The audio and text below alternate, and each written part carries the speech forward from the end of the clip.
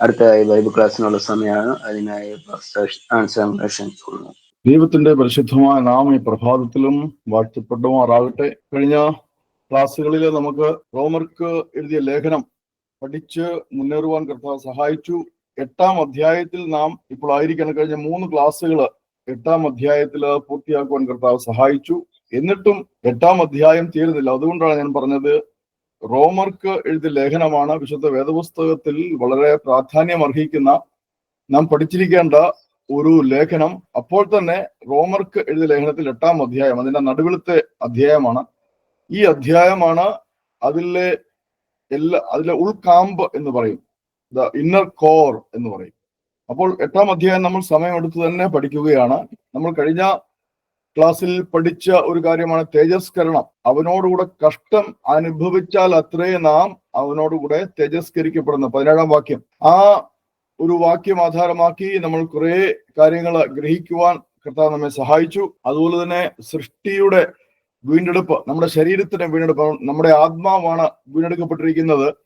നമ്മുടെ ശരീരം കൂടെ വീണ്ടെടുക്കപ്പെടണം. എങ്കിൽ മാത്രമേ നമുക്ക് പൂർണ്ണതയോടെ കർത്താവിന്റെ വരവെങ്കിൽ ക്രിസ്തു ഇപ്പോൾ എപ്രകാരമായിരിക്കുന്നുവോ അതുപോലെ ക്രിസ്തുവിനൊപ്പം തേജസ്കരിക്കപ്പെട്ടവരായിട്ട് ക്രിസ്തുവിനോടൊപ്പം വാഴുവാൻ നമുക്ക് സാധിക്കും. അതാണ് കർത്താവിന്റെ മേഘപ്രത്യക്ഷതയിൽ നടക്കുവാൻ പോകുന്നത്. ക്രിസ്തുവിൽ മരിച്ചവർ ഉയർത്തെഴുന്നേൽക്കുകയും ജീവനോടെ ഇരിക്കുന്നവർ തേജസ്കരിക്കപ്പെട്ട നിമിഷ നേരം കൊണ്ട് കണ്ണിമയ്ക്കിനിൽ രൂപാന്തരപ്പെട്ട ക്രിസ്തു എപ്രകാരമായിരിക്കുന്നുവോ അതേ ശരീരം നമുക്ക് ലഭിച്ച് നാം ക്രിസ്തുവിനെ എതിരേൽക്കുവാനായിട്ട് മേഘങ്ങളിലേക്ക് ഇടക്കപ്പെടും. അതാണ് ആ 17-ാം വാക്യം നമ്മെ പഠിപ്പിക്കുന്നു. ഇന്ന് ഒരു സമസ്യ, ഞാൻ എപ്പോഴും പറയാറുണ്ട്, നമുക്ക് സംശയങ്ങൾ ഉണ്ടാകുന്നത് സാധാരണമാണ്. ആ സംശയങ്ങൾ നമ്മൾ ചോദിക്കണം. അപ്പോൾ നമ്മൾ 5-ാം അധ്യായത്തിലൊക്കെ അങ്ങനെയുള്ള കാര്യങ്ങൾ കണ്ടു. ധാരാളം സംശയങ്ങൾ ഉണ്ടായി. ആ സംശയങ്ങൾ നമ്മൾ അടുത്ത ക്ലാസ്സിൽ ദൂരീകരിച്ചു. ഈ 8-ാം അധ്യായത്തിൽ അനേകർക്ക് ഉണ്ടായേക്കാവുന്ന ഒരു സംശയമുണ്ട്. 17-ാം വാക്യം നമ്മൾ പഠിച്ചല്ലോ, അവനോട് കഷ്ടം അനുഭവിച്ചാൽ അത്രേ നമ്മൾ തേജസ്കരിക്കപ്പെടുന്നത്. അപ്പോൾ അവിടെ തേജസ്കരണം എന്ന് പറയുന്നത് ഭാവി കാല പ്രത്യാശയായിട്ട് കാണുന്നത്. അതുകൊണ്ടാണ് നാം 24-ാം വാക്യത്തിലേക്ക് വരുമ്പോൾ കാണുന്ന പ്രത്യാശയല്ല, ഒരുത്തൻ കാണുന്നതിനായി ഇനി എന്തിനു പ്രത്യാശിക്കണം. അപ്പോൾ തേജസ്കരണം എന്ന് പറയുന്നത് നമ്മുടെ പ്രത്യാശയാണ്, ദൈവസഭയുടെ ദൈവമക്കളുടെ പ്രത്യാശയാണ്. അതിനായിട്ടാണ് നാം വിശുദ്ധിയോടെ ജീവിക്കുവാനായിട്ട് നമ്മുടെ ഈ ജഡശരീരത്തിൽ നമ്മൾ പാടുപെടുന്നത്, നമ്മൾ കഷ്ടപ്പെടുന്നത്. മുമ്പോട്ട് വായിച്ചു വരുമ്പോൾ 30-ാം വാക്യം വരുമ്പോൾ 30 എടുത്തേ. മുൻ നിയമിച്ചവരെ വിളിച്ചവരെ നീതീകരിച്ചവരെ തേജസ്കരിച്ചും ഇരിക്കുന്നു. ഇതെന്താണ്? പാസ്റ്റ് പാർട്ടിസിപ്പിളാ, എന്ന് വെച്ചാൽ കഴിഞ്ഞുപോയി. അപ്പോൾ ഇത് തമ്മിൽ എങ്ങനെ ചേരും? ഈ 17-ാം വാക്യവും 30-ാം വാക്യവും തമ്മിൽ എങ്ങനെ ചേരും? എന്നോട് അനേകർ ഇന്ന് പ്രഭാതത്തിൽ ഞാൻ വാട്സപ്പ് തുറന്നപ്പോൾ കഴിഞ്ഞ എന്ന് വെച്ചാൽ 8-ാം അധ്യായത്തിന്റെ ആദ്യത്തെ ക്ലാസ് ഞാൻ പോസ്റ്റ് ചെയ്തല്ലോ. ആ പോസ്റ്റ് ചെയ്ത ക്ലാസ്സുകൾ കേട്ട ഒരു ബ്രദറൻ അധ്യാപകൻ എനിക്ക് മെസ്സേജ് അയച്ചിരിക്കുകയാണ്. എന്ന് വെച്ചാൽ അതിൽ പ്രത്യേകം പറയുന്നുണ്ട്, രക്ഷ നഷ്ടപ്പെടുകയില്ല, എന്നാൽ നഷ്ടപ്പെടുത്തുവാൻ സാധിക്കും. ഞാൻ ആ ക്ലാസ്സിന്റെ അവസാനം പറയുന്നുണ്ട്, രക്ഷ നഷ്ടപ്പെടുത്തുവാൻ സാധിക്കും. അതാണ് പെന്തക്കോസ്ത് ഉപദേശവും വിശ്വാസവും. കാരണം നമ്മൾ ചെയ്യുന്നത് വിശുദ്ധ വേദപുസ്തകം പഠിച്ചിട്ട് വിശുദ്ധ വേദപുസ്തകത്തിന്റെ പഠനത്തിന്റെ അടിസ്ഥാനത്തിലാണ് ഉപദേശങ്ങൾ രൂപീകരിക്കുന്നത്. എന്നാൽ ചിലർ എന്താ ചെയ്യുന്നത്? ആദ്യമേ ഉപദേശം രൂപീകരിക്കും. എന്ന് വെച്ചാൽ അവരൊരു ഉപദേശം രൂപീകരിച്ചു കഴിഞ്ഞു, രക്ഷ നഷ്ടപ്പെടുകയുമില്ല, രക്ഷ നഷ്ടപ്പെടുത്താൻ സാധിക്കുകയില്ല, അത് ഭദ്രമാ. ഒരിക്കൽ രക്ഷിക്കപ്പെട്ട് കഴിഞ്ഞാൽ എങ്ങനെയൊക്കെ ജീവിച്ചാലും കർത്താവിന്റെ വരവെങ്കിൽ എടുക്കപ്പെടും. പെന്തക്കോസ്ത് ഉപദേശം അങ്ങനെ പഠിപ്പിക്കുന്നില്ല. അപ്പോൾ അവരെന്താ ചെയ്തത്? അവർ നേരത്തെ തന്നെ ഒരു ഉപദേശം അങ്ങ് ഉറപ്പിച്ചു. എന്നിട്ട് അതിനോട് ഏകദേശമൊക്കെ ചേർന്ന് വരുന്ന വേദവാക്യങ്ങൾ അതിനോട് ചേർത്ത് വെച്ച് മനുഷ്യരെ വഞ്ചിക്കുന്നു. ഇതാണ് സാധാരണ മുൻകാലങ്ങളിലുള്ള വേദാധ്യാപകർ ചെയ്തിരുന്നത്. എന്നാൽ നമ്മൾ അങ്ങനെ ആകുവാൻ പാടില്ല. അപ്പോൾ അദ്ദേഹത്തോട് ഞാൻ സംസാരിക്കായിരുന്നു ഈ ഒരു കാര്യം. ഈ 17-ാം വാക്യവും 30-ാം വാക്യവും തമ്മിൽ നിങ്ങൾ എങ്ങനെ ചേർക്കും? അപ്പൊ അദ്ദേഹത്തിന് ഉത്തരവില്ല. നമുക്ക് ഇന്നത് പഠിക്കാം. ഇന്നത്തെ ക്ലാസ്സിൽ നമുക്ക് അത് കൂടുതൽ ഊന്നൽ കൊടുത്ത് പഠിച്ച് മനസ്സിലാക്കുവാൻ ശ്രമിക്കാം. അതുകൊണ്ട് തന്നെ ആത്മാവ് നമ്മുടെ ബലഹീനതയ്ക്ക് തുണ നിൽക്കുന്നു. 26-ാം വാക്യം. ഈ ഭാഗങ്ങൾ നമ്മൾ ദേവദാസന്മാർ അനേക ഉപവാസ പ്രാർത്ഥനകളിലൊക്കെ പ്രസംഗിച്ച് നമ്മൾ കേട്ടിട്ടുള്ള, ശുശ്രൂഷിച്ച് കേട്ടിട്ടുള്ള, നമുക്കത് വ്യക്തമായിട്ട് അറിയാം ഈ കാര്യങ്ങൾ. പരിശുദ്ധാത്മാവ് എപ്രകാരമാണ് നമ്മുടെ ആത്മാവിനോടുകൂടെ തുണ നിന്നുകൊണ്ട് നമ്മെ നമ്മുടെ ആത്മാവിൽ ബലപ്പെടുത്തുന്നത്. ഒരു കാര്യം ഉറപ്പാണല്ലോ, നാം ജീവിക്കുന്നത് ബലഹീനമായ ഈ ശരീരത്തിലാണ്. മണ്ണിൽ നിന്ന് എടുത്ത പൊടി കൊണ്ട് മെനഞ്ഞ ഒരു ശരീരത്തിലാണ് നാം ജീവിക്കുന്നത്. നമ്മുടെ ശരീരത്തിന് വീണ്ടെടുപ്പായിട്ടില്ല. അതുകൊണ്ടാണ് നമ്മുടെ ശരീരം ഇപ്പോഴും ഉൽപ്പത്തി പുസ്തകം 3-ാം അധ്യായത്തിൽ ദൈവത്തിന്റെ ശാപമേറ്റ ഭൂമിയിൽ ആ ശാപം ഇന്നും നിലനിൽക്കുന്നത് കൊണ്ട് മണ്ണുകൊണ്ട് മെനയപ്പെട്ട നമ്മുടെ ജഡശരീരം, നമ്മുടെ ഭൗതിക ശരീരത്തിൽ അതേ ശാപങ്ങൾ ഇന്നും നിലനിൽക്കുന്നു. എന്നാൽ നമ്മുടെ ആത്മാവ് ആ ശാപത്തിൽ നിന്നെല്ലാം മുക്തമായി നമ്മുടെ ആത്മാവ് 3-ാം അധ്യായത്തിൽ, ഉൽപ്പത്തി 3-ാം അധ്യായത്തിൽ ഒരു മരണാവസ്ഥയിലേക്ക്. എന്താണ് മരണം? ഇന്ന് നീ മരിക്കുമെന്ന് പറയുന്ന മരണം എന്ന് പറയുന്നത് ദൈവത്തിൽ നിന്ന് വേർപെടലാണ്. അതാണ് ആത്മീയമായി മരണം എന്നുള്ളതിന്റെ നിർവചനം. ഭൗതികമായ മരണം എന്നുള്ളൊരു നിർവചനം നമ്മുടെ ജീവൻ, നമ്മുടെ ഹൃദയമിടിപ്പ് നിൽക്കുക, ശരീരത്തിലെ രക്തചംക്രമണം നിൽക്കുക, അങ്ങനെ ശരീരത്തിലെ കോശങ്ങൾക്ക് പ്രാണവായു, ഓക്സിജൻ ലഭിക്കാതെയായിരിക്കുക, ആ കോശങ്ങൾ മരിക്കുക. ഇതാണ് ഭൗതികമായിട്ട് മരണം എന്ന് പറയുന്നത്. അത് ഒരു ഗ്രാജുവൽ പ്രോസസ്സാണ്. ഏകദേശം ഒരു മണിക്കൂറൊക്കെ എടുക്കും നമ്മുടെ ശരീരം പൂർണ്ണമായിട്ട് മരിക്കുവാനായിട്ട്. എന്നാൽ ആത്മീയ മരണം എന്ന് പറയുന്നത് ആത്മാവ് ദൈവത്തിൽ നിന്ന് വേർപെട്ടു പോകുന്ന, ദൈവവുമായി ബന്ധമില്ലാതെ നിൽക്കുന്ന അവസ്ഥയ്ക്കാണ് ആത്മീയ മരണം എന്ന് പറയുന്നത്. ഇത് വ്യക്തമായിട്ട് നമ്മൾ മനസ്സിലാക്കണം. അത് നിമിഷ നേരം കൊണ്ട് സംഭവിക്കുന്നത്. എന്ന് വെച്ചാൽ ഒരുവൻ പാപത്തിലേക്ക് വീഴുന്ന നിമിഷം സംഭവിക്കുന്നതാണ് ആത്മാവ് ആത്മാവ് ദൈവത്തിൽ നിന്ന് വേർപെടുന്നത്. കാരണം ദൈവത്തിന് പാപത്തോട് യാതൊരു സംബന്ധവുമില്ല. അതുകൊണ്ട് തന്നെ പാപത്താൽ മലിനമാക്കപ്പെട്ടതിനോട് സംബന്ധമില്ല. അതുകൊണ്ടാണ് നമ്മൾ രക്ഷിക്കപ്പെട്ടവർ പാപത്തിലേക്ക് അഥവാ വീണു പോകുമ്പോൾ നമ്മുടെ ഉള്ളിൽ ഉള്ള ദൈവാത്മാവ് ഞരങ്ങുന്നത്, വിഷമിക്കുന്നത്, പ്രയാസപ്പെടുന്നത്. അതുകൊണ്ടാണ് പറയുന്നത്, ദൈവമക്കളെ, നിങ്ങൾ പാപത്തിൽ വീഴരുത്, നിങ്ങൾ പാപം ചെയ്യരുത്, നിങ്ങളുടെ ഉള്ളിലുള്ള ദൈവാത്മാവിനെ നിങ്ങൾ ദുഃഖിപ്പിക്കരുത് എന്ന് വ്യക്തമായിട്ട് പറയാം. അതൊക്കെ മനസ്സിലായില്ല കാര്യങ്ങൾ. അപ്പോൾ ഇവിടെ ദൈവാത്മാവ് നമ്മുടെ ബലഹീനതയ്ക്ക് തുണ നിൽക്കുന്നു. വീണ്ടും പോലെ പ്രാർത്ഥിക്കേണ്ടതെന്ന് നാം അറിയുന്നില്ല. കാരണം നാം നമ്മുടെ ബുദ്ധിയിലാണ് യാത്ര ചെയ്യുന്നത്. പലപ്പോഴും നാം ദൈവാത്മാവിനെ അനുസരിച്ചല്ല നടക്കുന്നത്. എങ്കിൽ പോലും ദൈവാത്മാവ് എന്ത് ചെയ്യുന്ന നമ്മെ വിടാതെ. അതുകൊണ്ടാണ് ഞാൻ കഴിഞ്ഞ ക്ലാസ്സിൽ പറഞ്ഞത്, ചിലർ പറയും പോലെ നമ്മൾ തെറ്റ് ചെയ്യുമ്പോഴും പാപം ചെയ്യുമ്പോഴും ദൈവമക്കളിൽ നിന്ന് ദൈവാത്മാവ് വിട്ടുമാറുന്നില്ല. അങ്ങനെ വിട്ടുമാറുന്ന ഒരു ദൈവാത്മാവിനെ അല്ല കർത്താവ് നമുക്ക് തന്നിരിക്കുന്നത്. നമുക്കിതിനെ വേണ്ടെന്ന് വെക്കാം. അതിനുള്ള സ്വാതന്ത്ര്യം മനുഷ്യനുണ്ട്. എനിക്ക് ഈ രക്ഷയും വേണ്ട, ദൈവാത്മാവും വേണ്ട, അഭിഷേകവും വേണ്ട, ദൈവവും വേണ്ട, ഞാൻ നിരീശ്വരവാദിയാ, എനിക്ക് നാളെ മുതൽ നിരീശ്വരവാദിയായി ജീവിക്കുവാൻ സാധിക്കും, അതിനുള്ള സ്വാതന്ത്ര്യം മനുഷ്യനുണ്ട്. പക്ഷെ അങ്ങനെ ചെയ്തു കഴിഞ്ഞാൽ പിന്നീട് മടങ്ങി വരവില്ല. അതാണ് വേദപുസ്തക പ്രമാണം. ഒരിക്കൽ നമ്മെ രക്ഷിച്ച ആ രക്തത്തെ, നിഷ്കളങ്ക രക്തത്തെ മലിനമാക്കി നമ്മൾ ചവിട്ടിയിട്ട് പോയി കഴിഞ്ഞാൽ പിന്നെ ഒരു മടങ്ങി വരവ് ഇല്ല. മാനസാന്തരം, രക്ഷയ്ക്കായുള്ള മാനസാന്തരം ഒരിക്കൽ മാത്രം, രക്ഷ ഒരിക്കൽ മാത്രം. പാപത്തിന്റെ ശിക്ഷയായ നിത്യ മരണത്തിൽ നിന്നുള്ള വീണ്ടെടുക്കപ്പെടൽ ഒരിക്കൽ മാത്രം. ഇത് വ്യക്തമായിട്ട് ദൈവമക്കൾ എല്ലാം മനസ്സിലാക്കണം.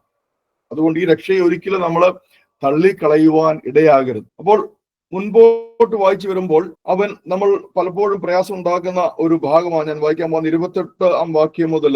എന്നാൽ ദൈവത്തെ സ്നേഹിക്കുന്നവർക്ക്, നിർണയപ്രകാരം വിളിക്കപ്പെട്ടവർക്ക് തന്നെ സകലവും നന്മയ്ക്കായി കൂടി വ്യാപരിക്കുന്നു എന്ന് നാം അറിയുന്നു. ഇത് ദേവദാസന്മാർ പ്രസംഗിച്ച് നാം കേട്ടിട്ടുള്ള ഇവിടെ നന്മ, സകലവും നന്മയ്ക്കായി കൂടി വ്യാപരിക്കുന്നു പറയുമ്പോൾ അതിൽ സകല നന്മയും അടങ്ങിയിരിക്കുന്നു. ഒന്നാമതായിട്ട് സ്വർഗീയവും ആത്മീയവുമായ നന്മ. രണ്ടാമതായിട്ട് ഈ സ്വർഗീയവും ആത്മീയവുമായ നന്മ പ്രവർത്തിക്കേണ്ടത് നമ്മുടെ ഭൗതികത്തിലാണ്, നമ്മുടെ ശരീരത്തിലാണ്, നമ്മുടെ ജീവിതത്തിലാണ്, നമ്മുടെ ഭവനത്തിലാണ്, നമ്മുടെ ജോലിയിലാണ്. അപ്പോൾ സ്വർഗീയവും ആത്മീയവും ഭൗതികവുമായ സകല നന്മയും നമുക്ക് എന്തെല്ലാം സംഭവിക്കുന്നത് നന്മയ്ക്കായി കൂടി വ്യാപരിക്കുന്നു. പരിശുദ്ധാത്മാവ് നമ്മുടെ ഉള്ളിൽ വ്യാപരിക്കുന്നത് നമ്മുടെ നന്മയ്ക്ക് വേണ്ടിയാണ് എന്ന് വളരെ വ്യക്തമായിട്ട് അതിൽ നമുക്ക് മനസ്സിലാക്കുവാൻ സാധിക്കും. മുന്നോട്ട് വായിക്കുമ്പോൾ, അവൻ മുന്നറിഞ്ഞവരെ തന്റെ പുത്രൻ അനേകം സഹോദരന്മാരിൽ ആദ്യജാതൻ ആകേണ്ടതിന്. ഇത് കുറച്ച് പ്രയാസം ഉളവാക്കാൻ സാധ്യതയുള്ള ഒരു പ്രയോഗമാണ്. അവൻ മുന്നറിഞ്ഞവരെ. അതിന്റെ അർത്ഥം ഈ രക്ഷിക്കപ്പെടുന്നവരൊക്കെ ദൈവം നേരത്തെ വിളിച്ച് വേർതിരിച്ച വ്യക്തികളാണോ എന്ന് വെച്ചാൽ, രക്ഷിക്കപ്പെടാത്തവര് ദൈവം നേരത്തെ അറിയാത്തവരും ദൈവം നേരത്തെ വിളിച്ച് വേർതിരിക്കപ്പെടാത്തവരുമാണോ? അങ്ങനെ വരുമ്പോൾ യേശു ക്രിസ്തു ഈ ലോകത്തിലേക്ക് വന്നതും കഷ്ടത അനുഭവിച്ചതും മരിച്ചതും ഉയർത്തെഴുന്നേറ്റതും ഒരു കൂട്ടം ജനങ്ങൾക്ക് വേണ്ടി മാത്രമല്ല. ഇതാണ് കാൽവിനിസം എന്ന് പറയുന്ന ഒരു ദുരുപദേശം. രണ്ട്, ഈ രക്ഷയെ സംബന്ധിച്ച് ഉള്ള ഒരു പ്രധാന പഠിപ്പിക്കലാണ് കാൽവിനിസം. ശരിക്കും പറഞ്ഞാല് 200 വർഷങ്ങൾക്ക് മുമ്പ് രണ്ട് ക്രിസ്തീയ ഗ്രൂപ്പുകൾ തിരിഞ്ഞ് യുദ്ധം വരെ ഉണ്ടായ, അങ്ങോട്ടും ഇങ്ങോട്ടും ശാരീരികമായ വഴക്ക് ഉണ്ടായ, അങ്ങോട്ടും ഇങ്ങോട്ടും എന്നുവെച്ചാൽ കയ്യാങ്കളി ഉണ്ടായ ഒരു വിഷയമാണ് ഈ മുൻ അറിഞ്ഞവരെ വിളിച്ചവരെ നീതീകരിച്ചും ഇരിക്കുന്നു എന്നുള്ള ആ വാക്യത്തെ തെറ്റായി വ്യാഖ്യാനിച്ച കാൽവിൻ എന്ന് പറയുന്ന ഒരു ബൈബിൾ അധ്യാപകൻ. അദ്ദേഹം ഏകദേശം 5 പ്രിൻസിപ്പിളുകൾ മുമ്പോട്ട് വെച്ചു. അതിനെതിരായുള്ള വേറൊരു വാദം കൂടെയുണ്ട്. അപ്പോൾ യഥാർത്ഥത്തിൽ കാൽവിന്റെ പഠിപ്പിക്കൽ അനുസരിച്ച് ഇന്ന് രക്ഷിക്കപ്പെട്ടിരിക്കുന്നവരായ നമ്മയെല്ലാം ദൈവം മുന്നമേ വിളിച്ച് വേർതിരിച്ചവരാണ്. അതുകൊണ്ടാണ് നാം സുവിശേഷം കേട്ട ഉടൻ അതിൽ വിശ്വസിച്ചത്. എന്നാൽ സുവിശേഷത്തിൽ വിശ്വസിക്കാത്തവരെ ദൈവം തിരഞ്ഞെടുത്തിട്ടില്ല, അവരെ ദൈവം വിളിച്ചിട്ടില്ല. വളരെ വികലമായ ഒരു പഠിപ്പിക്കലാണത്. ഇന്ന് പെന്തക്കോസ്തിന്റെ ഉള്ളിൽ പോലും ചില ബൈബിൾ അധ്യാപകർ ഇത് പഠിപ്പിക്കുന്നുണ്ട്. നമ്മൾ ഇങ്ങനെയുള്ള പഠിപ്പിക്കലിൽ നിന്ന് വളരെ സൂക്ഷ്മതയോടെ നാം ആയിരിക്കണം കേട്ടോ. കാരണം നമുക്ക് ആധാരം വിശുദ്ധ വചനം, അല്ലെങ്കിൽ ഒരു വ്യക്തി പഠിപ്പിച്ചതോ ഡാർബി പഠിപ്പിച്ചതോ കാൽവിൻ പഠിപ്പിച്ചതോ ഒന്നും ആയിരിക്കരുത് നമ്മുടെ ആധാരം എന്ന് പറയുന്നത്. നമ്മുടെ ആധാരം എപ്പോഴും വിശുദ്ധ വചനമായിരിക്കണം. അത് വിശുദ്ധ വചനം, പൂർണ്ണമായ വിശുദ്ധ വചനമായിരിക്കണം. അല്ലാതെ ഏതെങ്കിലും ഒരു വാക്യം എടുത്ത് ആ വാക്യത്തിൽ ഉറപ്പിക്കപ്പെട്ട ഒരു ഉപദേശമായിരിക്കരുത്. അപ്പോൾ എന്താണ് ഇവിടെ മുൻ അറിഞ്ഞവരെ എന്ന് വെച്ചാൽ, ഞാൻ രക്ഷിക്കപ്പെട്ടിരിക്കും എന്ന് കർത്താവിന് മുന്നറിവുണ്ടായിരുന്നു. കർത്താവിന് നേരത്തെ അറിയായിരുന്നു. കാരണം ദൈവം എല്ലാം അറിയുന്നവനാണ്. ആരംഭത്തിൽ തന്നെ അവസാനം അറിയുന്നവനാണ് നമ്മുടെ ദൈവം. അതാണ് ഇതിന്റെ അർത്ഥം. അല്ലാതെ ദൈവം കുറച്ചുപേരെ വിളിച്ച് മാറ്റി നിർത്തിയിട്ട് നിങ്ങളെല്ലാം രക്ഷിക്കപ്പെടും, ബാക്കി എല്ലാവരും നരകത്തിലേക്ക് പോകും, അതിനുവേണ്ടി ഞാൻ നരകം ഉണ്ടാക്കിയിരിക്കുന്നത്, അങ്ങനെ ഒരു കണ്ടീഷണൽ സാൽവേഷൻ തരുന്ന ദൈവമല്ല നമ്മുടെ ദൈവം. എന്ന് വെച്ചാൽ മുഖപക്ഷമുള്ള ദൈവമല്ല നമ്മുടെ ദൈവം. അപ്പോൾ ഓർത്തു നോക്കി എത്ര വികലമായ ഒരു പഠിപ്പിക്കലാണ് അതെന്ന്. അപ്പോൾ ഇവിടെ മുന്നറിഞ്ഞവരെ എന്ന ആ പദം കൊണ്ട്, മലയാളത്തിൽ ആ പദം കൊണ്ട് ഉദ്ദേശിക്കുന്ന ഇതാണ്: ആരൊക്കെ സുവിശേഷം കേട്ട് രക്ഷിക്കപ്പെടും, ആരൊക്കെ സുവിശേഷത്തെ തള്ളിക്കളയും എന്ന് സൃഷ്ടികർത്താവായ ദൈവത്തിന് മുന്നമേ തന്നെ അറിയാം. എന്നിട്ട് പോലും തന്റെ മകനെ, ഏകജാതനായ പുത്രനെ മുഴു ലോകത്തിനു വേണ്ടിയാ തന്നത്. ഓർത്തു നോക്കി, അതാണ് ദൈവത്തിന്റെ സ്നേഹം എന്ന് പറയുന്നത്. ഇതെല്ലാം അറിഞ്ഞിട്ടും, മുന്നമേ എല്ലാം അറിഞ്ഞിട്ടും തന്റെ ഏകജാതനായ പുത്രനെ ലോകത്തിന് മുഴുവനായിട്ട്, മുഴു ലോകത്തിന്റെയും പാപപരിഹാരത്തിനായിട്ട് തന്ന പിതാവിനെയാണ് നാം ആരാധിക്കുന്നത്. അപ്പോൾ ഞാനത് പറഞ്ഞു വിടുകയാണ്. അതാണ് അവിടെ അർത്ഥം. അതാരും തെറ്റിപ്പോകരുത് കേട്ടോ. തന്റെ പുത്രൻ അനേകം സഹോദരന്മാരിൽ ആദ്യജാതനാകേണ്ടതിന് അവന്റെ സ്വരൂപത്തോട് അനുരൂപരാകുവാൻ മുൻ നിയമിച്ചുമിരിക്കുന്നു. നമ്മെ കർത്താവ് എന്തിനോടെ നിയമിച്ചിരിക്കുന്നത്? പുത്രൻ എപ്രകാരം ഇപ്പോൾ ആയിരിക്കുന്നുവോ അതുപോലെ സുവിശേഷം ഏറ്റെടുത്ത് രക്ഷിക്കപ്പെട്ടവരെല്ലാം ആയിരിക്കണം എന്നൊരു നിയമനം വെച്ചിരിക്കുന്നത്. അതിന്റെ അർത്ഥം എന്താണ്? ഇതാണ് നാം മുമ്പിൽ വായിച്ച പ്രത്യാശ. ആ പ്രത്യാശ എന്താണ്? നാം പുത്രൻ താൻ ആയിരിക്കുന്നത് പോലെ തന്നെ ആയിത്തീരും. ഇതാണ് പ്രത്യാശ. ആ പ്രത്യാശയ്ക്ക് വേണ്ടിയാണ് നാം ജീവിക്കുന്നത്. ആ പ്രത്യാശ ഇതുവരെ പൂർത്തീകരിച്ചിട്ടില്ല. പൂർത്തീകരിച്ച ഒന്നിനെ കുറിച്ച് പ്രത്യാശിക്കേണ്ട ആവശ്യമില്ലല്ലോ എന്നാണ് മുകളിൽ നമ്മൾ 24-ാം വാക്യത്തിൽ കാണുന്നത്. മനസ്സിലായല്ലോ? അപ്പോൾ നാം ദൈവപുത്രന്റെ വരവിനെ നോക്കി കാത്തിരിക്കുക. എന്തിനു വേണ്ടിയാ? നമുക്ക് അവനെ പോലെ രൂപാന്തരപ്പെടണം, നമുക്ക് അവനെ പോലെ തേജസ്കരിക്കപ്പെടണം. മനസ്സിലായോ? ഇനിയും മുൻ നിയമിച്ചവരെ വിളിച്ചവരെ നീതീകരിച്ചും. ഞാൻ ഈ നീതീകരണമൊക്കെ വളരെ എക്സ്പ്ലെയിൻ ചെയ്ത് പറഞ്ഞതെന്നാണ് ആദ്യ ഭാഗങ്ങളിൽ. ഞാൻ അതിലേക്ക് പോകുന്നില്ല.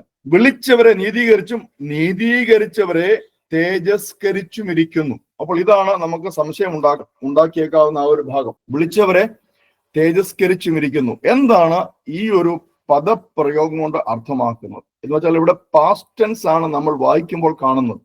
ഞാൻ പലപ്പോഴും പറയാറുണ്ട്, നമ്മൾ ഈ വിശുദ്ധ വേദപുസ്തകം വായിക്കുമ്പോൾ വ്യാകരണം നല്ലതുപോലെ മനസ്സിലാക്കിയിരിക്കണമെന്ന്. ഉദാഹരണത്തിന് കഴിഞ്ഞ ക്ലാസ്സിൽ ഞാൻ പറഞ്ഞ 2 പദങ്ങളാണ് സംശയം ഉണ്ടാക്കാവുന്ന പദങ്ങള്. നഷ്ടപ്പെടുക, നഷ്ടപ്പെടുത്തുക. ഗ്രാമർ പഠിച്ചിരിക്കണം. നഷ്ടപ്പെടുക എന്നതും നഷ്ടപ്പെടുത്തുക എന്നതും രണ്ടും രണ്ടാണ്, വ്യത്യസ്ത അർത്ഥങ്ങളാണ്. അതുപോലെ നമ്മൾ ചില കാര്യങ്ങൾ പഠിച്ചിരിക്കും. ഇവിടെ എന്താണ് പൗലോസ് അപ്പോസ്തലൻ നീതീകരിക്കപ്പെട്ടവരെ തേജസ്കരിച്ചുമിരിക്കുന്നു എന്ന് പാസ്റ്റ് പാർട്ടിസിപ്പിൾ ആയിട്ട് പറഞ്ഞത്?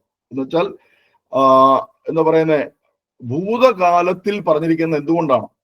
17-ാം വാക്യത്തിൽ പറയുന്നു തേജസ്കരിക്കും, അവർ തേജസ്കരിക്കപ്പെടും. ഇതുവരെയും തേജസ്കരിക്കപ്പെട്ടിട്ടില്ല. പക്ഷേ അതേ അപ്പോസ്തലൻ 30-ാം വാക്യത്തിൽ പറയുന്നു തേജസ്കരിച്ചിരിക്കുന്നു.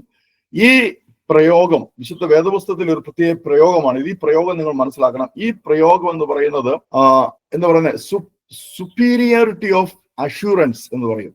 എന്ന് വെച്ചാൽ നമുക്കൊരു കാര്യം ഉറപ്പാണല്ലോ, നമ്മൾ വെറുതെ ഉറപ്പെന്ന് പറയും, പക്ഷെ ഈ ഉറപ്പിന് ഒരു ഉറപ്പ് വേണം.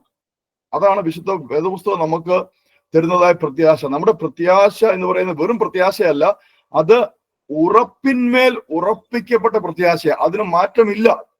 ദൈവത്തിന് എപ്രകാരം മാറ്റമില്ലയോ അതേപോലെ ഈ പ്രത്യാശയ്ക്കും ദൈവം നമുക്ക് തന്നിരിക്കുന്ന വാഗ്ദത്തങ്ങൾക്ക് മാറ്റമില്ല.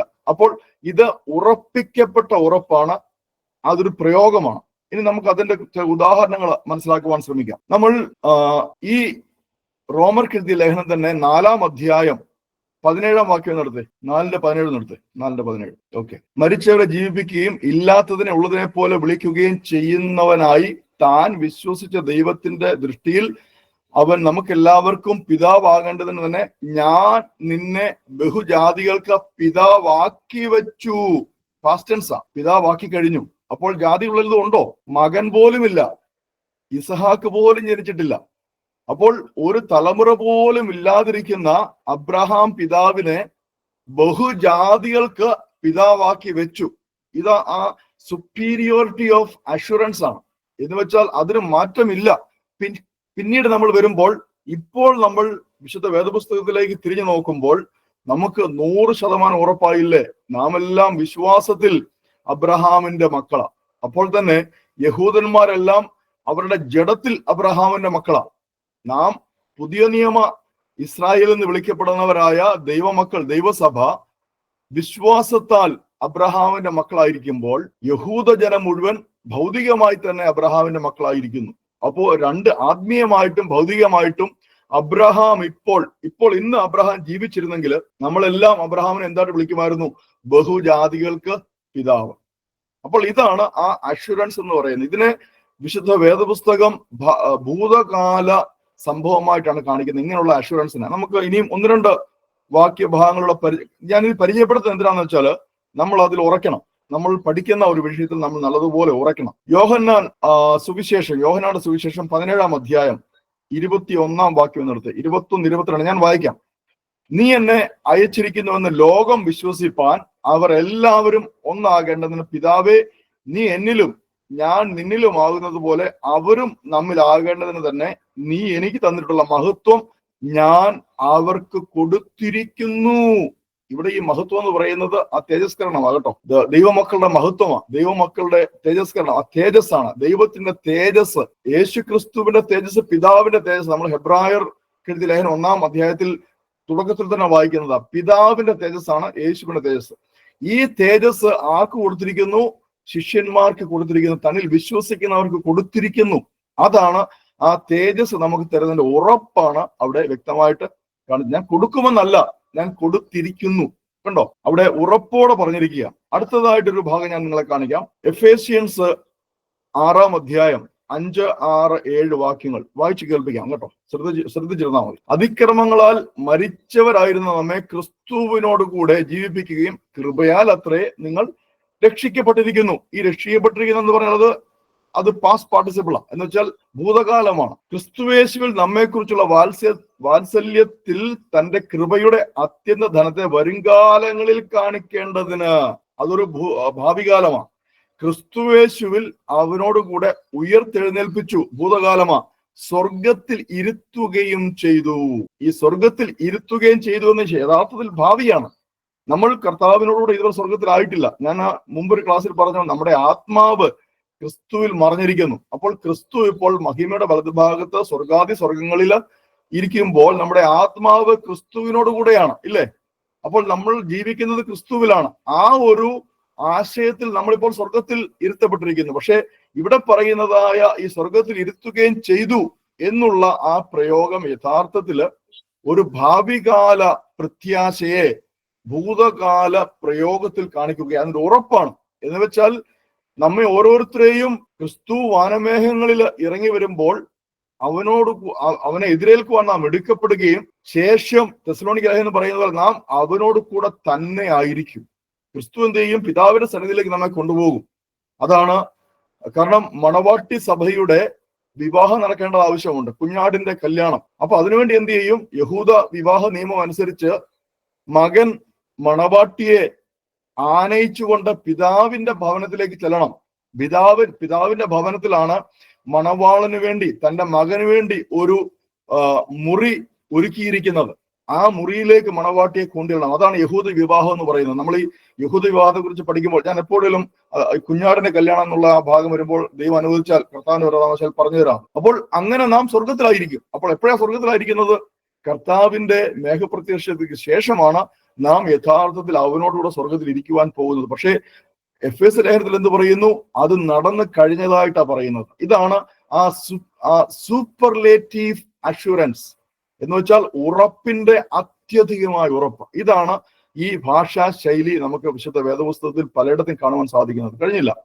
ഇനിയും കൊലോസിയർ 3:3-4 വായിക്കുമ്പോൾ 3:3-4 നിങ്ങൾ മൂന്നാം വാക്യം മാത്രം എടുത്താൽ മതി. നിങ്ങൾ മരിച്ച് നിങ്ങളുടെ ജീവൻ ക്രിസ്തുവിനോടുകൂടെ ദൈവത്തിൽ മറഞ്ഞിരിക്കുന്നു. നമ്മുടെ ജീവനായ ക്രിസ്തു വെളിപ്പെടുമ്പോൾ നിങ്ങളും അവനോടുകൂടെ തേജസ്സിൽ വെളിപ്പെടും. ഇത് ഭാവിയെ കാണിക്കുന്ന, യഥാർത്ഥത്തിൽ നമ്മുടെ തേജസ്കരണ യഥാർത്ഥത്തിൽ ഭാവി പ്രത്യാശയാണ്. അത് കഴിഞ്ഞ കാര്യമല്ല, നടന്ന സംഭവമല്ല എന്ന് വ്യക്തമായി കാണിക്കുന്ന ഒരു ഭാഗമാണ്. നമ്മുടെ ജീവനായ ക്രിസ്തു വെളിപ്പെടുമ്പോൾ നിങ്ങളും അവനോടുകൂടെ തേജസ്സിൽ വെളിപ്പെടും. അപ്പോഴാണ് നിങ്ങൾ തേജസ്കരിക്കപ്പെടുന്നത്. നിങ്ങൾ ഇപ്പോൾ തേജസ്കരിക്കപ്പെട്ടിട്ടില്ല, എന്നാൽ ആത്മീയ അർത്ഥത്തിൽ നിങ്ങൾ തേജസ്കരിക്കപ്പെട്ട് കഴിഞ്ഞു. മനസ്സിലായോ? പക്ഷെ നിങ്ങളുടെ ശരീരം ഇപ്പോഴും വീണ്ടെടുക്കപ്പെട്ടിട്ടില്ല. ശരീരം ഇപ്പോഴും ഞരങ്ങിക്കൊണ്ടിരിക്കുകയാണ് തേജസ്കരണത്തിനായിട്ട്. സൃഷ്ടി ദൈവമക്കളുടെ വെളിപ്പാടിനെ കാത്തുകൊണ്ടിരിക്കുകയാണ്. എന്താണ് ദൈവമക്കളുടെ വെളിപ്പാട്? ദൈവമക്കളെല്ലാം തേജസ്സിൽ എടുക്കപ്പെടും, തേജസ്കരിക്കപ്പെടും. മരിച്ചവർ ഉയർത്തെഴുന്നേൽക്കും, ജീവനോടെ ശേഷിക്കുന്നവർ രൂപാന്തരപ്പെട്ട് തേജസ്കരിക്കപ്പെടും. ഈ സൃഷ്ടി മുഴുവൻ, ഈ ഭൂമി മുഴുവൻ അതിനുവേണ്ടി നോക്കിക്കൊണ്ടിരിക്കുകയാണ്. ഇതാണ് 8-ാം അധ്യായം നമ്മെ പഠിപ്പിക്കുന്നു. ഇനിയും 1 യോഹന്നാൻ 3:2 വാക്യം വായിക്കുമ്പോൾ 1 John 3:2 പ്രിയമുള്ളവരെ, നാം ഇപ്പോൾ ദൈവമക്കളാകുന്നു. ഇത് ശരിയാണല്ലോ, പാസ്റ്റ് പാർട്ടിസിപ്പിൾ. നമ്മൾ ആയിക്കഴിഞ്ഞു, നമ്മൾ ദൈവമക്കളായി കഴിഞ്ഞു. നാം ഇന്നത് ആകും എന്ന് ഇതുവരെയും പ്രത്യക്ഷമായിട്ടില്ല. അപ്പോൾ ഇന്നതാകുമെന്ന് എന്ന് വെച്ചാൽ നമുക്ക് വചനം വ്യക്തമായി തരുന്നുണ്ട്. സംഭവിച്ചിട്ടില്ല, അതാ പറഞ്ഞ പ്രത്യക്ഷമായിട്ടില്ല, നമ്മുടെ മുമ്പാകെ വെളിപ്പെട്ടിട്ടില്ല. അവൻ പ്രത്യക്ഷനാകുമ്പോൾ, യേശു ക്രിസ്തു പ്രത്യക്ഷനാകുമ്പോൾ നാം അവനെ താൻ ഇരിക്കും പോലെ തന്നെ കാണേണ്ടതാകൊണ്ട് അവനോട് സദൃശ്യന്മാരാകും. യേശു കർത്താവ് വാനമേഘങ്ങളിൽ മഹത്വത്തോടെ വെളിപ്പെടുമ്പോൾ യേശു കർത്താവ് എപ്രകാരമായിരിക്കുന്നുവോ, നമ്മൾ എങ്ങനെയാണോ യേശു കർത്താവിനെ കാണുന്നത് അതുപോലെ തന്നെ നാമും ആയിത്തീരും. പുറത്തു നോക്കിയേ, ഉൽപ്പത്തിയിലെ സ്വന്തം സാദൃശ്യത്തിൽ മനുഷ്യനെ സൃഷ്ടിച്ചു. മനുഷ്യൻ പാപം ചെയ്ത് വീണുപോയി. വീണ്ടും നാം ദൈവത്തിന്റെ സാദൃശ്യത്തിൽ ആയിത്തീരണമെന്ന ദൈവം ആഗ്രഹിക്കുന്ന അതിനായിട്ടാ ഈ സംഭവങ്ങളെല്ലാം നടക്കുന്നത്. എന്നിട്ട് അവസാനം പറയുകയാണ്, നാം അതേ സാദൃശ്യത്തിൽ ആയിത്തീരും. അതിനെയാണ് പറയുന്നത് തേജസ്കരണം എന്ന് പറയുന്നത്. തേജസ്കരിക്കപ്പെട്ട ശരീരങ്ങൾക്ക് മാത്രമേ സ്വർഗത്തിലേക്ക് പ്രവേശിക്കുവാൻ സാധിക്കുകയുള്ളൂ. അപ്പോൾ ഈ കാര്യം വ്യക്തമായല്ലോ. ഇവിടെ എന്താണ് അർത്ഥമാക്കുന്നത്? ഇത് ഭാവികാല പ്രത്യാശയാണ്, നടക്കുവാനുള്ള കാര്യമാണ്. ഇനിയും നടക്കുവാനുള്ള കാര്യമാണ്. 30-ാം വാക്യം പറയും, നീതീകരിച്ചവരെ തേജസ്കരിച്ചുമിരിക്കുന്നു. ആത്മീയമായി നാം ആ അവസ്ഥയിൽ എത്തിയെങ്കിലും, നമ്മുടെ ആത്മാവ് അവസ്ഥയിൽ എത്തിയെങ്കിലും നമ്മുടെ സൃഷ്ടിയാകും നമ്മുടെ ശരീരം അതിലേക്ക് അടുത്തുകൊണ്ടിരിക്കുക. അതുകൊണ്ടാണ് പറഞ്ഞത് 17-ാം വാക്യം പറയുന്നത്, അവനോട് കൂടെ കഷ്ടം അനുഭവിച്ചാൽ അത്രേ. ഞാൻ അതുകൊണ്ടാണ് പ്രത്യേകം പറഞ്ഞത്, എന്താണ് ഈ കഷ്ടം എന്ന് പറയുന്നത്? നമ്മൾ ഈ പറയുന്ന കഷ്ടമാണോ? കഷ്ടം അല്ല. ഈ കഷ്ടം എന്ന് പറയുന്നത് യേശു ക്രിസ്തുവിന് വേണ്ടി നാം അനുഭവിക്കുന്ന കഷ്ടമാണ്. യേശു ക്രിസ്തുവിനെ എന്റെ സ്വന്തം രക്ഷിതാവും കർത്താവുമായി സ്വീകരിച്ചു. ബാക്കി എല്ലാറ്റിനെയും, ഞാൻ ഈ ലോകത്തിലുള്ള എല്ലാറ്റിനെയും തള്ളിക്കളഞ്ഞു. അതുകൊണ്ട് ഈ ലോകത്തിൽ ജീവിച്ചിരിക്കുന്ന ഞാൻ അനുഭവിക്കുന്ന കഷ്ടത, അല്ലാതെ പനിയും ജലദോഷവും ഡയബറ്റിക്സും ഒന്നും അല്ല കഷ്ടത എന്ന് പറയുന്നത്. അത് പലരും തെറ്റിദ്ധരിക്കും. അങ്ങനെയല്ല. രോഗം വന്ന ഉടനെ ഞാൻ കർത്താവിന് കഷ്ടം അനുഭവിക്കുന്നു, ഒരിക്കലും അല്ല. രോഗം വരുന്നത് നമ്മുടെ ശരീരം ഈ ലോകത്തിൽ ജീവിക്കുന്നത് കൊണ്ടാണ്. നമ്മൾ ക്രിസ്തുവിന് വേണ്ടി കഷ്ടം അനുഭവിക്കുക എന്ന് പറഞ്ഞാൽ ക്രിസ്തുവിനെ ഉയർത്തു കാണിക്കുവാൻ, എന്റെ ജീവിതത്തിൽ യേശു ക്രിസ്തുവിനെ ഉയർത്തി കാണിക്കുവാൻ, എന്റെ ജീവിതത്തിൽ യേശു ക്രിസ്തുവിനെ സാക്ഷിയായി ജീവിക്കുവാനായിട്ട് ഞാൻ പെടുന്ന കഷ്ടപ്പാടുകൾ. അതേക്കുറിച്ചാണ് പൗലോസ് അപ്പോസ്തലൻ തന്റെ 2-ാം ലേഖനത്തിൽ വ്യക്തമായി പറയുന്നത്. എന്തെല്ലാം കഷ്ടപ്പാടുകൾ ഓർത്തു നോക്കി, ഓർത്തു നോക്കി. 5 പ്രാവശ്യം 1 കുറയെ 40 അടി കൊണ്ടവൻ, 39 അടി 5 പ്രാവശ്യം കൊണ്ടവൻ. ഒരിക്കൽ പോലും നമുക്ക് ചാട്ടവാറം കൊണ്ടുള്ള അടി ഒരിക്കൽ പോലും കൊള്ളാൻ പറ്റില്ല. അപ്പോൾ ഓർത്തു നോക്കി, 5 വട്ടം കൊണ്ടവനാ. അപ്പോൾ എന്താ കഷ്ടതയാണ് ഓർത്തു നോക്കി. അപ്പോൾ ആ കഷ്ടത, അപ്പോൾ പൗലോസ് അപ്പോസ്തലന്റെ തേജസ്കരണം എത്രമാത്രം മഹത്വമുള്ളതായിരിക്കും ഒന്ന് ഓർത്തു നോക്കി. അപ്പോൾ എന്താണ് തേജസ്കരണത്തിന്റെ അളവ്? കഷ്ടതയാണ്. അതാണ് വിശുദ്ധ വേദപുസ്തകം വയ്ക്കുന്നത്. യേശു ക്രിസ്തുവിനെ പ്രതിയുള്ള കഷ്ടതയാണ് തേജസ്കരണത്തിന്റെ അളവ് എന്ന് പറയുന്നത്. ഇത് വളരെ വ്യക്തമായിട്ട് നമ്മൾ മനസ്സിലാക്കും. ഇനി മുന്നോട്ട് മനസ്സിലായി ഞാൻ പ്രതീക്ഷിക്കുന്നു. മുൻപോട്ട് നമുക്ക് പോകാം. ഇത് സംബന്ധിച്ച് നാം എന്ത് പറയേണ്ടു? ദൈവം നമുക്ക് അനുകൂലമെങ്കിൽ നമുക്ക് പ്രതികൂലം ആര്? സ്വന്തം പുത്രനെ ആദരിക്കാതെ, ഈ ഭാഗമൊക്കെ ശരിക്ക് അപ്പോസ്തലൻ എഴുതുന്നത് അപ്പോഴും ഓർത്തു നോക്കിയ റോമ സഭ കഷ്ടത്തിലേക്ക് കയറാൻ പോവുകയാണ്. മനസ്സിലായി? റോമിലെ സഭ അതിഭയങ്കരമായ പീഡനത്തിലേക്ക് പതിയെ പ്രവേശിച്ചുകൊണ്ടിരിക്കുന്ന ഒരു സമയമാണിത്. അപ്പോൾ അവരെ ബലപ്പെടുത്തുകയാ. ദൈവം നമുക്ക് അനുകൂലമെങ്കിൽ ആര് നിങ്ങൾക്ക് പ്രതികൂലമായിരിക്കും? ദൈവം നമ്മെ നീതീകരിച്ചെങ്കിൽ നിങ്ങളെ ആർക്ക് ശിക്ഷിക്കുവാൻ സാധിക്കും? അതുകൊണ്ടാണ് ഇത് ഈ 8-ാം വാക്യം, 8-ാം അധ്യായം 1-ാം വാക്യം നമ്മൾ എന്താ പഠിച്ചത്? അതുകൊണ്ട് ഇപ്പോൾ ക്രിസ്തുയേശുവിലുള്ളവർക്ക് ഒരു ശിക്ഷാവിധിയുമില്ല. കാരണം അന്നത്തെ കാലത്തെ റോമൻ ഭരണാധികാരികൾ അവർ ലോകം മുഴുവൻ ഭരിച്ചിരുന്ന സമയമാണ്. ക്രിസ്ത്യാനികളാണ് യഥാർത്ഥ പാപികൾ. ഈ ലോകത്തിലുള്ള സകല കഷ്ടതകളും പ്രയാസങ്ങളും രോഗവും ദുരിതവും ദാരിദ്ര്യമെല്ലാം ക്രിസ്ത്യാനികൾ മുഖാന്തരം ഉണ്ടായതാണ് എന്ന് പറഞ്ഞ് ക്രിസ്ത്യാനികളെ പീഡിപ്പിക്കുവാൻ തുടങ്ങുന്ന കാലഘട്ടത്തിൽ അവരെ ശിക്ഷിച്ച്, അവരെ ക്രിസ്ത്യാനി കേട്ട ഉടനെ അറസ്റ്റ് ചെയ്ത് അവരെ തുറുങ്കിലടയ്ക്കും, അവരെ വധശിക്ഷയ്ക്ക് വിധിക്കും. അപ്പോൾ ആ ഒരു സാഹചര്യത്തിൽ പൗലോസ് അപ്പോസ്തലൻ എഴുതുകയാണ്, ദൈവം നിങ്ങളെ നീതീകരിച്ച് കഴിഞ്ഞു, പിന്നെ മനുഷ്യനെ നിങ്ങൾ എന്തിനു ഭയപ്പെടണം?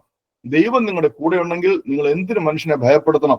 അങ്ങനെ ആത്മീയമായിട്ട് അന്നത്തെ കാലത്തെ ആ സഭയെ, ഇന്നത്തെ കാലത്തെ സഭ ഇന്നും നമ്മൾ ആ ഒരു അവസരത്തിലേക്ക്, ഒരു സാഹചര്യത്തിലേക്ക് ആക്കണം. കേരളത്തിൽ അതുവരെ അനുഭവിക്കാൻ സാധിച്ചില്ല. പക്ഷേ വടക്കേ ഇന്ത്യയിൽ നിന്ന് വരുന്ന ദൈവദാസന്മാരോട് ചോദിച്ചാൽ അവർ പറയും.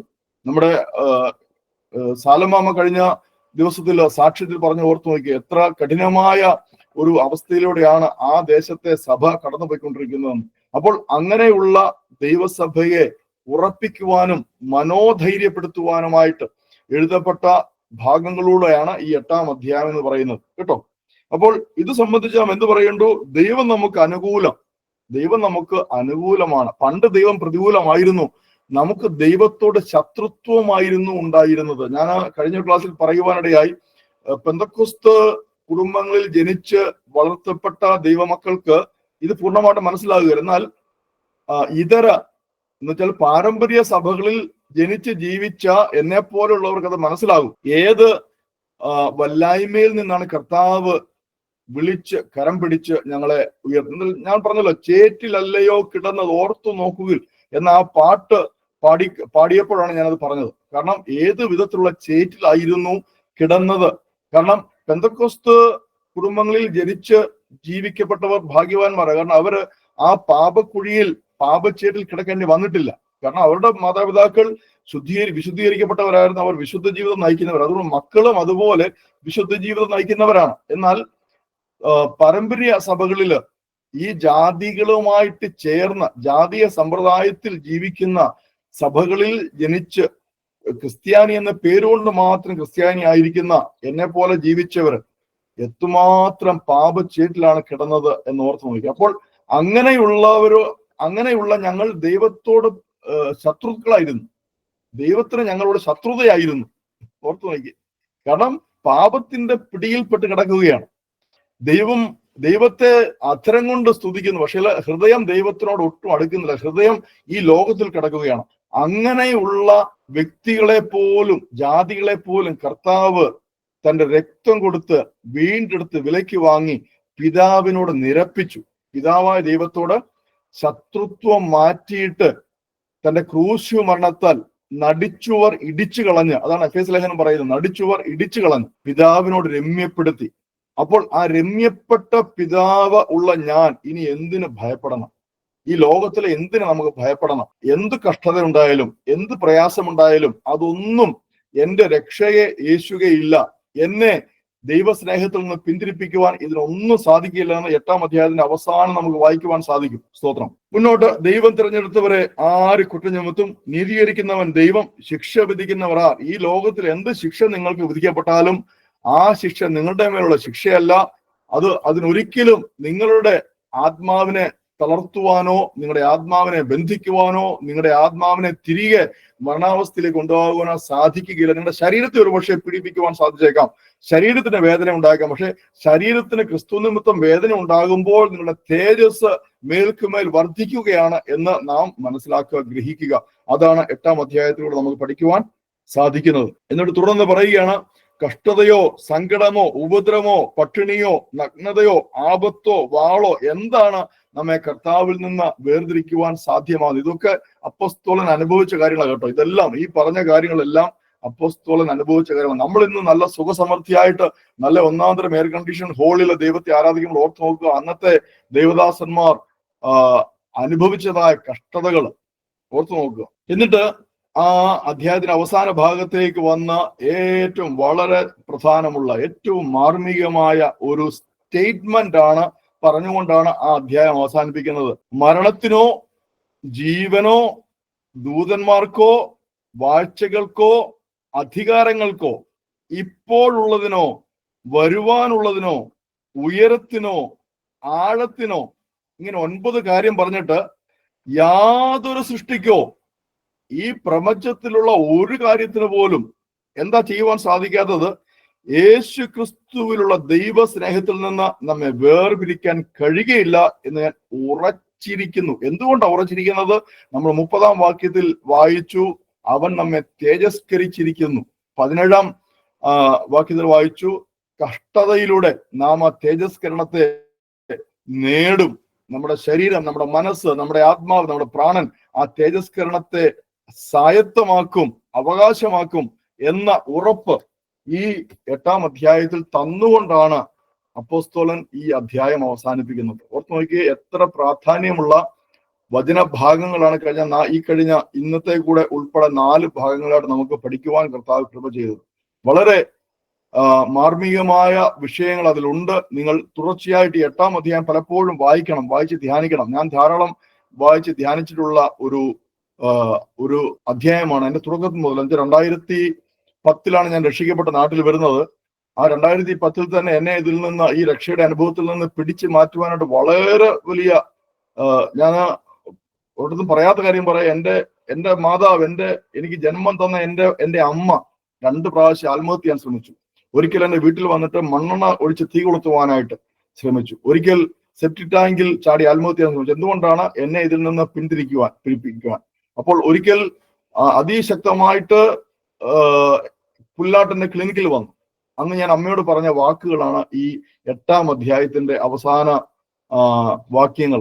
മരണത്തിനോ ജീവനോ ഈ പ്രപഞ്ചത്തിലുള്ള ഒന്നിനോ, മാത്രമല്ല എന്റെ പെറ്റ അമ്മയ്ക്കോ എന്നെ ഈ സ്നേഹത്തിൽ നിന്ന് വേർപിരിക്കുവാൻ സാധ്യമല്ല. ഞാനിന്ന് അഭിമാനത്തോടെ പറയട്ടെ, എന്റെ അമ്മ ഇന്ന് പറയുന്നത്, മോൻ നല്ല അംശം തിരഞ്ഞെടുത്തു. എന്നെ വളർത്തിയ ഒരു കോറപ്പിസ്കോപ്പ ഉണ്ടായിരുന്നു, കോറപ്പിസ്കോപ്പ, കരിമ്പിൽ കോറപ്പിസ്കോപ്പ എന്ന് പറയും. അദ്ദേഹത്തിന്റെ കൂടെ ഞാൻ വളർന്നത് ചെറുപ്പത്തിൽ. അദ്ദേഹമാണ് എന്നെ ആദ്യ കാര്യങ്ങളൊക്കെ, ആത്മീയമായ കാര്യങ്ങളെല്ലാം പഠിപ്പിച്ചത്. അദ്ദേഹം മരിക്കുന്നതിന് മുൻപ് എന്നോട് പറഞ്ഞ ഭയങ്കര എതിരായിരുന്നു. ഞാൻ രക്ഷിക്കപ്പെട്ടത് അദ്ദേഹത്തിന് ഒരു വിധത്തിലും അക്സെപ്റ്റ് ചെയ്യാൻ പറ്റില്ലായിരുന്നു. പക്ഷെ മരിക്കുന്നതിന് മുൻപ് ഞാൻ ഒരിക്കൽ അദ്ദേഹത്തെ സന്ദർശിച്ചപ്പോൾ, തിരുവല്ലയില് തിരുമൂലപുരത്താണ് അദ്ദേഹത്തെ സന്ദർശിച്ചപ്പോൾ അദ്ദേഹം പറഞ്ഞ കാര്യമാ, അൻസൻ മോൻ നല്ല വഴി തിരഞ്ഞെടുത്തു, എന്നെ കൊണ്ട് അത് സാധിച്ചില്ലല്ലോ എന്ന്. കാരണം ഞാൻ അവരോടൊക്കെ പറയുമായിരുന്നു, ഈ പ്രപഞ്ചത്തിലെ ഒരു കാര്യത്തിനും എന്നെ ക്രിസ്തുവിനോടുള്ള സ്നേഹത്തിൽ നിന്ന് വേർപ്പെടുത്തുവാൻ സാധിക്കുകയില്ല. അത് പ്രിയ കോറപ്പിസ്കോപ്പ വിചാരിച്ചാലും സാധിക്കുകയില്ല, എന്റെ പെറ്റമ്മ വിചാരിച്ചാലും സാധിക്കുകയില്ല, എന്റെ ഭാര്യ വിചാരിച്ചാലും സാധിക്കുകയില്ല, എന്റെ മക്കൾ വിചാരിച്ചാലും സാധിക്കില്ല. ഇതായിരിക്കണം നമ്മുടെ ഉറപ്പ്. നമ്മൾക്ക് ലഭിച്ചിരിക്കുന്ന ദാനമായി നമുക്ക് ദൈവം തന്നിരിക്കുന്ന ഈ രക്ഷയുടെ ഉറപ്പ് അതായിരിക്കണം.